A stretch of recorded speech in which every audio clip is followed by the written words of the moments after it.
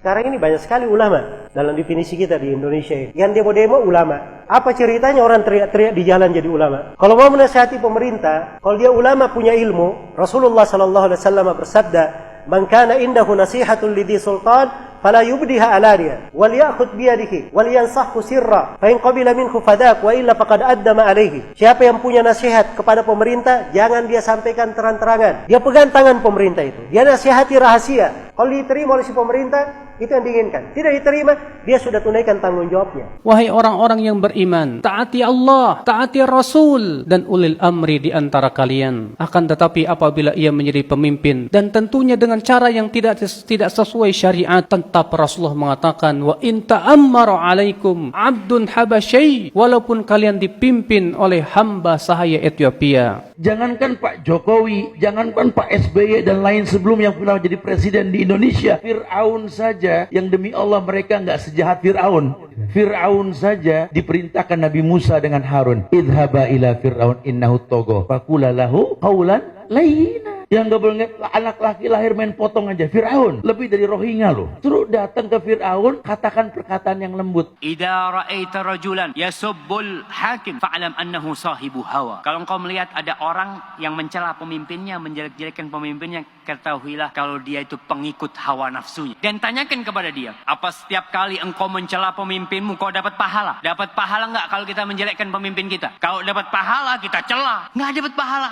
Pertanyaan kedua, kalau kau doakan pemimpinmu, kau dapat pahala enggak? Dapat, Masya Allah. Oke, pertanyaan yang selanjutnya, kalau kau celah pemimpinmu, pemimpinmu berubah enggak? Enggak berubah. Kalau kau doakan pemimpinmu, bisa enggak Allah merubah pemimpinmu? Bisa. Terus kenapa kau tidak doakan pemimpinmu? Man akrama sultanallahi fil ard akramahullah. Wa man ahana sultanallahi fil ard ahanahullah. Siapa yang memuliakan pemerintah Allah di atas muka bumi, Allah akan memuliakannya. Dan siapa yang menghinakan pemerintah Allah di atas muka bumi, Allah akan menghinakannya. Imam Ahmad itu, lihat Imam Ahmad, seorang ulama, disiksa di 3 generasi pemerintahan. Tapi bersamaan dengan itu beliau berkata apa? Lau anna li da'watan mustajabah ma ja'altuha illa lis-sultan. Andai kata saya memiliki doa yang pasti dikabulkan, saya tidak akan peruntukkan doa itu kecuali untuk pemerintah. Udah dibilang bernegara seperti orang sholat. Kalau imam salah ingetin baik-baik. Subhanallah. Masih salah juga, bantu dengan bacaan, mungkin dia lupa. Jangan main tarik kerah imam. Mundur loh. Nggak beres sholat kita urusannya kalau begitu. Turunin imam, ganti imam, turunin presiden. Nggak bakal pernah beres, mau sampai kapan. Kemudian saya telah terangkan rahasia, ruh dan makna. Kenapa diperintahkan kepada pemerintah walaupun dia berbuat baik? Sebab kudeta terhadapnya itu menyebabkan apa? Kerusakan yang lebih besar. Dan sepakat para ulama tidak boleh merubah kemungkaran yang akan melahirkan kemungkaran yang apa? Yang lebih besar. Tahu nggak, Hajjaj bin Yusuf itu membunuh 120.000 kaum muslimin pelan-pelan, Pak. Cungkil dulu matanya, diputuskan dulu lidahnya, dipotong telinganya, potong kakinya. Itu yang sudah dibunuh oleh dia seperti itu 120.000 orang.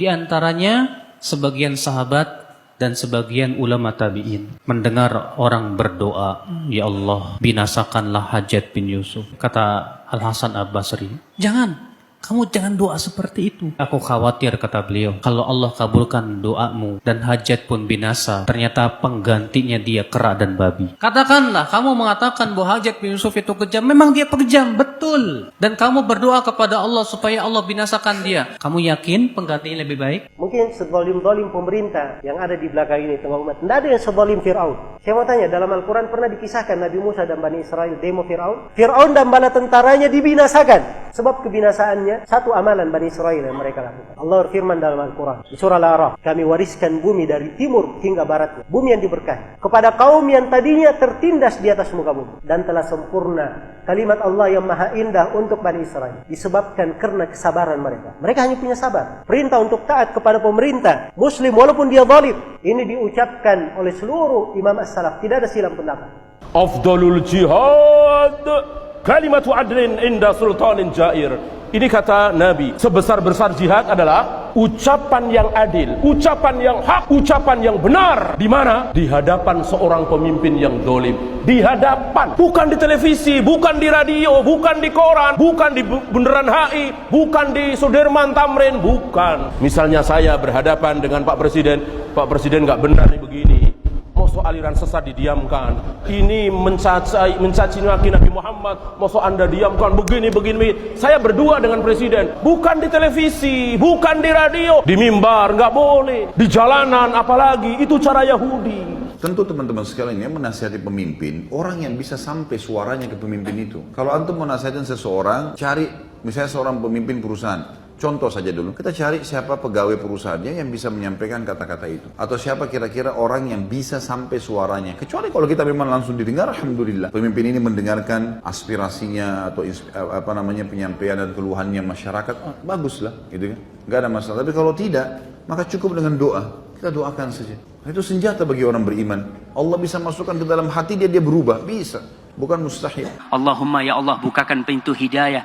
Jagalah Bapak Jokowi dan seluruh jajarannya. Jaga mereka dari segala mara bahaya. Berikan petunjukmu, berikan hidayahmu ya Allah. Semoga mereka bisa membawa negeri ini kepada negeri yang baldatun thayyibatun rabbun ghafur. Katakan doa itu, dapat pahala dan Allah bisa. Doakan presiden kita, doakan wakil presiden kita, doakan gubernur kita, doakan. Semoga Allah berikan hidayah. Suatu negara, rakyatnya 200 juta, kemudian presidennya adil, membahagiakan 200 juta orang, betapa banyak pahala yang dia dapatkan. Beliau berkata, jika seorang pemimpin bersungguh-sungguh berisyihad untuk memperbaiki agama rakyat dan untuk memperbaiki dunia rakyat, dia perhatikan dua-duanya. Jika dia sudah bersungguh-sungguh untuk perbaiki, sebisa mungkin, berhasil atau tidak berhasil urusan Allah. Tapi dia berusaha sebisa mungkin, kata Ibnu Taimiyah rahimahullah, fa innahu afdalu ahli zamani. Dia adalah orang yang paling afdal di zamannya. Di negara-negara Islam, kezaliman ul amri disebabkan karena kezaliman rakyatnya. Allah berfirman dalam surah Al-An'am, demikian kami jadikan penguasa-penguasa orang yang zalim disebabkan kezaliman sebagian dari mereka dengan apa yang mereka usahakan. Tidak mungkin pada masa kita sekarang ini pemimpinnya seperti Umar bin Abdul Aziz atau seperti Muawiyah bin Abi Sufyan, tidak mungkin. Atau seperti Umar bin Khattab, tidak mungkin. Kalau rakyatnya zalim, maka pemimpinnya pun zalim. Kalau rakyatnya berbuat maksiat, pemimpinnya pun demikian. Kalau rakyatnya melalaikan salat, pemimpinnya pun demikian juga. Menghilangkan kezaliman penguasa yang ada di negara-negara Islam, yang pertama kewajiban kaum muslimin apa? Yang pertama, taubat kepada Allah. Kalau penguasa itu berbuat dosa, kita pun banyak berbuat dosa dan maksiat kepada Allah. Kita wajib taubat. Yang kedua, membersihkan diri kita dari noda-noda syirik. Yang ketiga, kata Syekh Albani, kewajiban kita mendidik istri dan keluarga kita. Kita akan ditanya oleh Allah tentang istri dan anak kita. Kita umat Islam tidak akan ditanya oleh Allah siapa pemimpin kita, tapi kita akan ditanya bagaimana kamu mengurus istri dan anak kamu. Sebab Nabi bersabda, setiap kamu adalah pemimpin dan setiap kamu akan ditanya tentang pimpinannya.